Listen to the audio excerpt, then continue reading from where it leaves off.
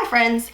So last week I got my first copy of Finding Simplicity, and I've been thinking a lot about what I learned through the book writing process, and I want to share it with you, not because of the angle of you writing a book, but because I think it applies to life in general. The lessons that we learn when we walk out God's vision apply to our day-to-day, our work environment, our family, and other projects and things that are on our hearts. So the first lesson that I feel very strongly about that I learned through this process is if you want to carry out God's vision, you got to start right where you are and not wait for everything to be perfect. We're going to be looking a lot in the next few weeks at the book of Nehemiah. And Nehemiah, it's interesting, his book comes from the first person perspective, and he shares about his journey. And we find in chapter 1, he hears this terrible news about the city of Jerusalem and the walls burning down and being in ruins. And he immediately falls into prayer and fasting, not just for a few moments, but for a few days. And chapter 1 ends with this little, almost like a side note, now I was the cupbearer of the king.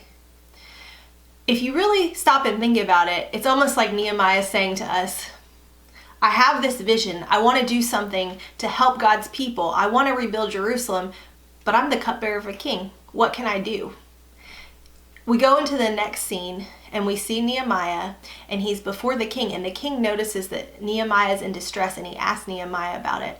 And Nehemiah describes how he feels like this: then I was very much afraid. Can you relate to that? I know I can. That's how I felt writing a book. Now, I'm not going to say that I'm the same as Nehemiah and my project is equal to rebuilding Jerusalem, but for me it was this huge vision that was standing in front of me, and I had no idea how to do it, and I felt like I was in the wrong place, the wrong circumstances, but I realized I can wait for everything to get perfect, but that's probably never going to happen, or I can just start. So I started day by day, sitting down, opening my laptop, typing, putting words together. It was messy and imperfect, but I believe because I started right where I was, God honored that, and he showed me the next step and the next step and the next step, and before I knew it, I was holding a book in my hands. And the same happened for Nehemiah. He stepped out in his fear, and he spoke to the king, and the king began to ask more questions. And instead of reacting in anger, the king granted Nehemiah his request and gave him the provision and the protection in order to begin to build the walls. Now think about your life for a minute. What's in your heart? What is God stirring inside of you? Do you believe God can start working today, right where you're at?